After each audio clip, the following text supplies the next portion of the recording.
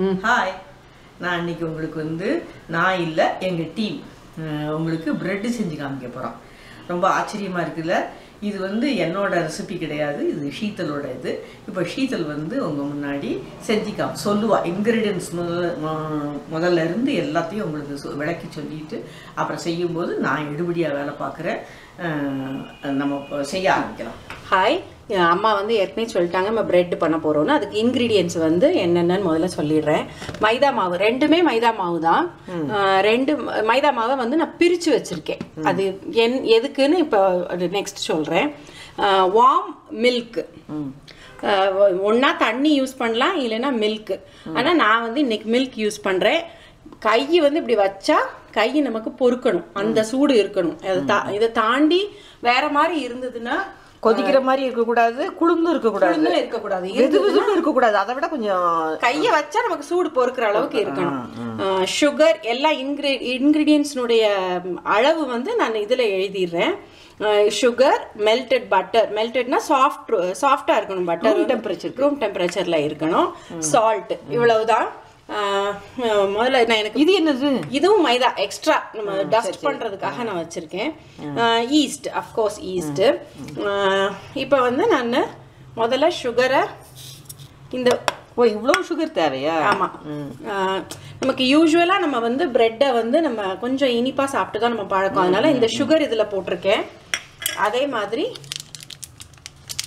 East, இது அப்படியே கடையில வாங்குற மாதிரியே இருக்குமா ஷீத்தல்? எனக்கு நான் நிறைய பிரெட் ரெசிபிஸ் ட்ரை பண்ணியிருக்கேன். இந்த பிரெட் ரெசிபி எனக்கு ரொம்ப பிடிச்சிருந்தது. இந்த ஸ்பூன் அளவெல்லாம் குறிச்சு காமிச்சு எல்லாம் போட்டுடுறேன் நான். ஈஸ்ட்டு போட்டாச்சு. ஈஸ்ட்டு சுகர், ஈஸ்ட்டு சுகரு மட்டும்தான் மிக்ஸ் பண்ணணும். சால்ட்டும் சுகரும் மிக்ஸ் பண்ணிடாதீங்க, அது மிக்ஸ் ஆகக்கூடாது. இப்போ நான் திருப்பி கை வச்சு பார்த்துக்கிறேன் கரெக்டாக இருக்குது. நான் இப்போ இந்த மில்கை அந்த ஈஸ்ட் மிக்ஸ் பண்ணிட்டு அப்புறமா இது பால் ஊற்றுறேன். அதுதான், அதுக்கு ஒவ்வொரு இது ஒவ்வொரு மெத்தடு. நான் இந்த மெத்தட் செஞ்சு பார்த்தேன், எனக்கு ரொம்ப பிடிச்சிருந்தது. எல்லாம் பண்ண இது ஒவ்வொரு தடவையும் பர்ஃபெக்டா வந்துட்டு இருந்தது. அதனால நான் இந்த மெத்தடே நான் ட்ரை பண்றேன். இந்த மாதிரி கன்சிஸ்டன்சில இருக்கணும். இப்படி இந்த வாட்டரியா சாலிடாவோட கொஞ்சம் திக்னஸ், ஆமா, இப்படி இருக்கணும். இதை நம்ம நல்லா பீட் பண்ணணும். நல்லா பீட் பண்றது எதுக்குன்னா ஈஸ்ட் ஆக்டிவேட் பண்றோம், அதுக்காகத்தான்.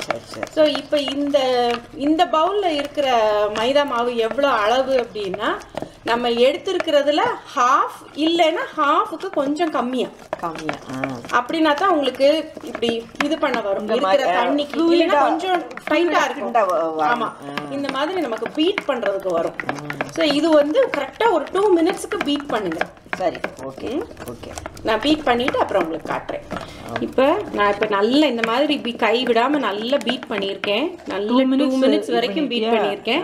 இந்த கொஞ்சம் கொஞ்சம் பபிள்ஸ் தெரிய ஆரம்பிக்குது, அந்த இதெல்லாம். இது this is the sign yeast ஓரளவுக்கு ஆக்டிவேட் ஆயிடுச்சு அப்படிங்கிறதுக்கு இது ஒரு சைன். இப்போ அடுத்தது இந்த மாவுல அந்த மாவுல உப்பு கலந்து இதுல மிக்ஸ் பண்ண போறியா? இதுல சால்ட் போட்டுட்டு சரி சரி, இதில் போட்டுட்டேன். பட்டர்,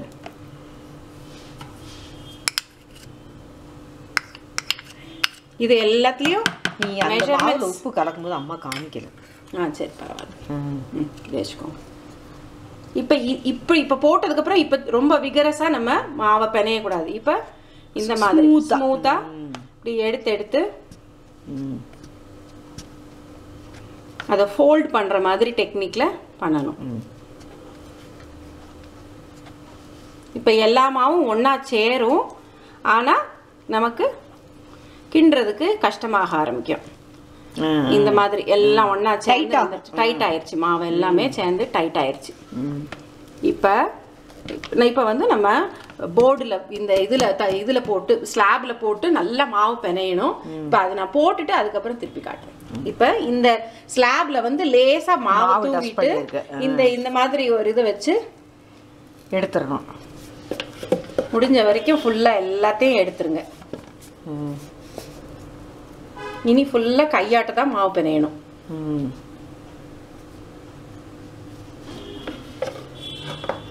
தொட்டா பிசுக்கு பிசுக்கு ஒட்டும், லேசா ஒட்டுற மாதிரி தான் இருக்கும்.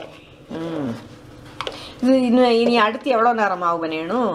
மாவு வந்து கரெக்டா 8 to 9 minutes வரைக்கும் மாவு பிணையணுமா? மோஸ்ட்லி மாஸ்டர் மாதிரி பிணையணும். ஆமா, எல்லார்கிட்டயும் வந்து மொபைல் இருக்கும், ஸ்டாப் வாட்ச் இருக்கும். அது மாதிரி அது இல்லைன்னா அது மாதிரி இந்த மாதிரி நான் வந்து என்னோட டைமர்ல வந்து 8 minutes செட் பண்ணிட்டு நான் வந்து மாவை பிணைய ஆரம்பிக்கிறேன். நல்லா அதை அழுத்தி பிணையணும். ஒரு 2 minutesக்குள்ள வந்து மாவுக்கு வந்து குட்டி கையா இருக்கிறவங்கலாம் அவங்க ஹஸ்பண்ட் பிணைய சொல்லுங்க. என்னடா அது அவங்கவுங்க இஷ்டம். இந்த மாதிரி இன்னும் கொஞ்சம் லேசா ஒட்டுற மாதிரி இருந்தது அப்படின்னா இந்த பாருங்க, இவ்வளவுதான் மாவு தூவணும். அதுக்கு மேல தூவக்கூடாது. நிறைய தூவினீங்கன்னா அப்புறம் அளவு கூடிரும், டென்ஸ் ஆயிரும் பிரெட். நிறைய மிஸ்டேக்ஸ் பண்ணி தான் நான் இந்த ரெசிபிக்கு கரெக்டாக பண்ண ஆரம்பிச்சிருக்கேன். ஸோ நீங்கள் நான் சொன்ன மாதிரியே பண்ணிங்கன்னா கண்டிப்பாக கரெக்டாக தான் வரும். இந்த பாருங்கள், நல்லா இந்த மாதிரி இழுத்து இது மாதிரி என்னோட டைமர் கொஞ்சமா போட்டீங்கன்னா நீங்களே பண்ணிடலாம். இது மாவு கொஞ்சம் மாவு தான், கொஞ்சம் மாவு தான். நம்ம கைக்குள்ள ஒரு 10 பூரிக்கு இருக்கிற மாதிரி மாவு எடுத்து நீங்க செஞ்சீங்கன்னா உங்களுக்கே நல்லா வரும். கையெல்லாம் வலிக்காது. நிறைய தான் நம்ம போட்டோம்னா தான் தப்புலாம் வரும். நம்ம முதல்ல ட்ரையல்னு அப்புறமும் செஞ்சு பார்க்கறதுமே சின்ன சின்னதாக செஞ்சு பார்த்தாலே போதும். இது மாதிரி என்னோட டைமர் ஆஃப் ஆகிற வரைக்கும் நான் இதை தேய்க்க போகிறேன். நீங்களும் அது மாதிரி தேய்ங்க. சரி, நான் மாவு பிணைய ஆரம்பிச்சு 2-3 minutesக்கு மேலே ஆயிடுச்சு. இப்போ வந்து பார்த்தீங்கன்னா எனக்கு வந்து மாவு வேணும் அப்படின்ற அளவுக்கு ஒன்றுமே இல்லை. அப்படியே நல்லா ஸ்மூத்தாக எனக்கு எடுக்க வருது. முதல்ல வந்து கொஞ்சம் ஸ்டிக்கியா இருந்தது. இந்த ஸ்ப்ரே பண்ற மாவு, இந்த மாவு வந்து நான் எக்ஸ்ட்ரா எடுத்து வச்சது வந்து வேண்டியதில்லை. ஏன்னா மாவு நம்ம நிறைய போட போட ஏரியாவே இருக்காது, டென்ஸ் ஆயிரும் பிரெட். இது மாதிரி இன்னும் ஒரு 5-6 நிமிஷம் இது பண்ணணும். ஆமாம் ஆமாம். இப்போ நல்லா 8 minutes வரைக்கும் ஆயிடுச்சு. இந்த மாதிரி மாவை வந்து நல்லா பிஞ்ச் பண்ணி இப்படி தொட்டாலே தெரியும். ஆமா, சத்தம் கேக்குதா? இது இப்ப நான் வந்து அதே பவுல்ல போடுறேன். ஒரு தொட்டு பார்க்கறேன் சீத்தல். Okay, okay. இப்ப நான் வந்து அதே பவுல்ல வைக்கிறேன். நீங்க வேற டிஃபரெண்ட் பவுல்ல வந்து எண்ணெய் தடவி, அதுல எண்ணெய் தடவி இருக்க காமி. ஆமா, எண்ணெய் தடவி இருக்கு. ரைட். அந்த எண்ணெய் தடவினதுல இந்த மாதிரி, ஏன்னா அது வந்து ட்ரை ஆயிடக்கூடாது. எந்த எண்ணெய்னாலும் தடவிடலாமா? ஆலிவ் ஆயில் இல்லைன்னா ஃப்ளேவர்லெஸ் ஆயில், அதாவது இது சன்ஃப்ளவர் ஆயில், அந்த மாதிரி எதுனாலும் ஓகே. இந்த ஸ்ட்ராங்காக இருக்கிற நல்லெண்ணெய் அது மாதிரி வேண்டாம். இந்த மாதிரி அது வந்து மேலே ட்ரை ஆகாமல் இருக்கணும், அதுக்காக பண்ணுறது. அதை இது பண்ணிட்டு ஒரு கிளிங் ஃபில்ம்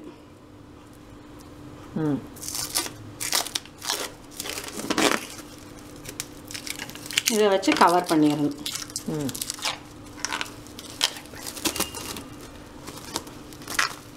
சரி, போடுறது. இந்த மாதிரி கிளிங் ஃபில்ம் போட்டு கவர் பண்ணியாச்சு.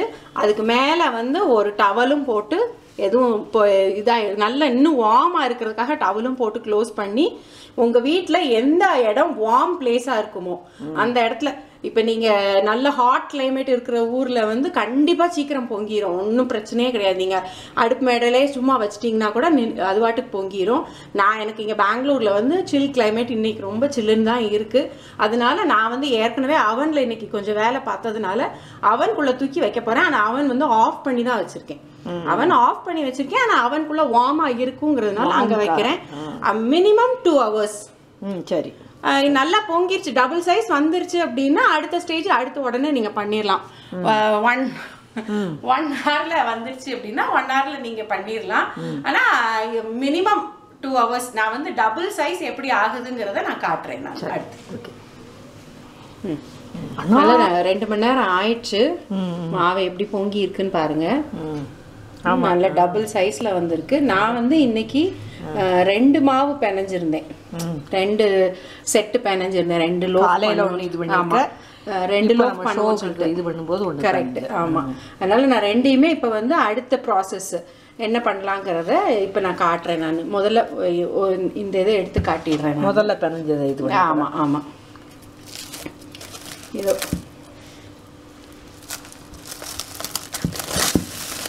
ஓப்பன் பண்ணி. ஆஹா, பயங்கர சாஃப்ட் என்ன ஷீத்தல். இதை வந்து இந்த மாதிரி ஃப்ளாட் சர்ஃபேஸ், கீழே வந்து மாவு இருக்கு பாருங்க. இப்போ இவ்வளோ மாவு போடலாமா? இல்லை, இது வந்து சும்மா இது வந்து ஒட்டாது இப்போ. அதனால இந்த மாதிரி விரிச்சு விடணும் நல்லா. சரி, ரொம்ப சாஃப்ட் மெதுவாக தொடணும். ஆமாம், ரொம்ப அப்படியே இது ரோலிங் பின் வச்சு பண்ணணும்லாம், சப்பாத்தி உருட்டுறதை வச்சு பண்ணணும்லாம் அவசியம் கிடையாது. இந்த மாதிரி லேசாக இப்போ இது என்ன எப்படி இந்த ரெக்டாங்கிள் ஷேப்புக்கு கொண்டு வரீங்க அப்படின்னா, நம்ம டின்னு வந்து எந்த சைஸுக்கு இருக்குங்கிறத பார்த்துக்கோங்க. இந்த சைஸுக்கு வந்து இந்த சைஸ் லென்த்து கரெக்டாக இருக்கும், விட்த்து கரெக்டாக இருக்கும். இப்போ இதை வந்து நல்ல ரொம்ப தின்னா பண்ணணும்னு அவசியம் கிடையாது. இப்படி அதை வந்து டிஸ்டர்ப் பண்ணாமல் பண்ணணும். ஆமாம், மாவை அழுத்தி கொடுக்கறது இல்லாமல் டே சுருட்டணுமா, பாய சுருட்டணும் மாதிரி.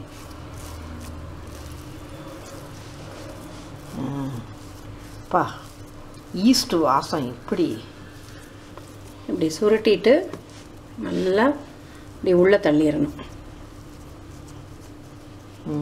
அந்த டின் சைஸுக்கு. ஆமாம், அந்த சைஸுக்கு. இந்த டின்னை வந்து ஏற்கனவே நான் பட்டர் தடவி வச்சிருக்கேன். பட்டர் இல்லை எண்ணெய் எதுனாலும் தடவி வச்சுக்கலாம். மாவு டஸ்ட் பண்ண அது வேண்டியது இல்லை. இது வந்து கேக்குக்கு பண்ணுற அளவுக்கு பண்ணணும்னு அவசியம் கிடையாது. ஆனால் இப்படி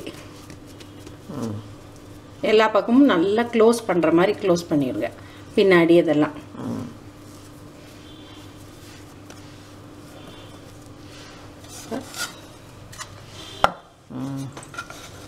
நல்லா இதை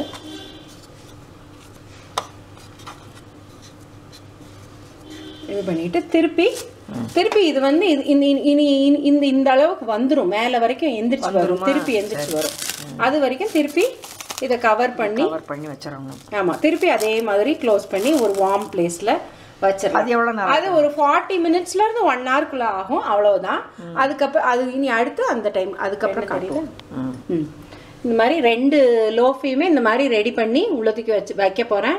இன்னும் ஒரு 40 மினிட்ஸ் இல்லை 1 ஹவர் வரைக்கும் வெயிட் பண்ணி இருந்துட்டு அதுக்கப்புறம் அடுத்ததை பேக் பண்ணலாம். சரி, துணிச்சு மூடு அப்படி காமிக்கிறேன்.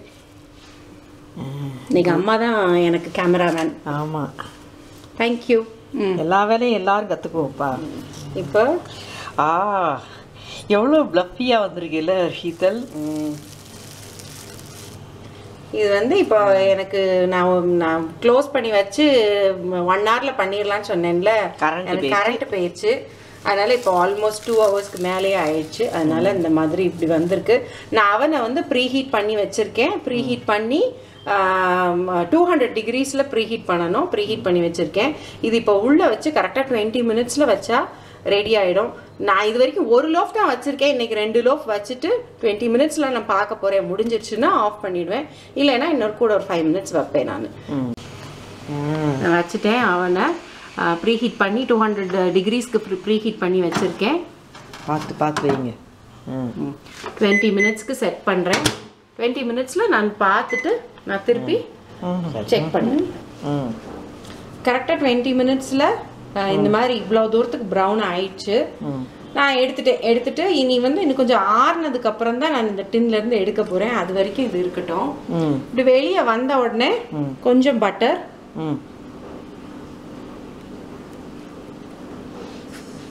ஷைனிங்காக. ஆமாம்,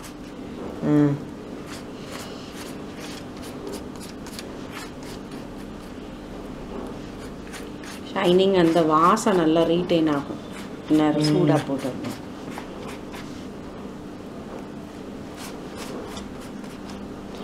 குத்தி பாத்தியா நல்லா வெந்திருக்கான்ட்டு? இது குத்தி பார்க்கக்கூடாது, தட்டி பார்க்கணும். தட்டி பார்க்குறதுனா இந்த ஓ அப்படி தட்டி பார்க்கணுமா அவனில் இருக்கும்போதே? இல்லை, வெளியே எடுத்ததுக்கப்புறம் நீங்கள் தட்டி பார்க்கலாம் நீங்கள். ஆனால் இந்த ரெசிபி, இந்த மெத்தடு கண்டிப்பாக 20 மினிட்ஸில் எனக்கு ரெடி ஆயிடுச்சு என்னோட அவனில். நான் நிறைய தடவை பண்ணி பார்த்துட்டேன். ஸோ இந்த மாதிரி தான் எனக்கு கரெக்டாக ரெடி ஆகிருக்கு. ஸோ இன்னும் கொஞ்சம் நேரம் ஆறுனதுக்கப்புறம் நம்ம திருப்பிட்டு அதுக்கப்புறம் திருப்பி ஸ்லைஸ் போட்டு காட்டுறேன். சரி.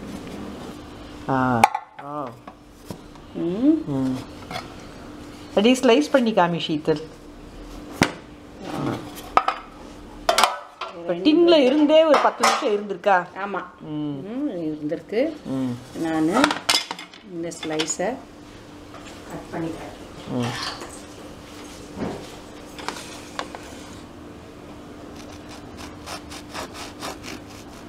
நல்லா சாஃப்டாக இருக்கு.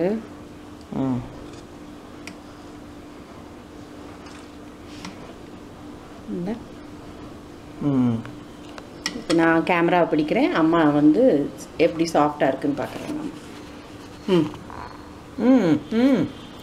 எஸ், இந்த இந்த அவுட்ரு போர்ஷன் கூட சாஃப்டாக இருக்கணும். அப்படின்னா 100% சக்ஸஸ் ஆயிடுச்சுன்னு அர்த்தம். நல்லா இருக்கா? ஸோ இதுதான் ப்ரெட்டு. இது இன்னும் நிறைய டிப்ஸ் எதுவும் இருக்குன்னா நான் வந்து எழுதிடுறேன். நான் இதில் எழுதிடுறேன், ஸ்லைட் போடும்போது எழுதிடுறேன். மற்றபடி நான் சொன்ன இது ஸ்டெப்ஸ் அப்படியே ஃபாலோ பண்ணுங்கள். கண்டிப்பாக பர்ஃபெக்டாக நமக்கு வந்து ரெகுலராக நம்ம வீட்டில் செய்யலைன்னா கூட அட்லீஸ்ட் ஒரு மந்த்லி ஒன்ஸாக இந்த மாதிரி செஞ்சு நம்ம பார்க்கலாம். ரொம்ப ரொம்ப டேஸ்ட்டாக இருக்கும். நீங்கள் சாப்பிட்டு பார்த்தீங்கன்னா அதுக்கப்புறம் வெளியே வாங்கணும்னு உங்களுக்கு கொஞ்சம் தோணாது. இந்த சாஃப்டாக அவுட்ரு போர்ஷன் கூட ஹார்டாக இல்லாமல் சாஃப்டாக நல்லாயிருக்கு.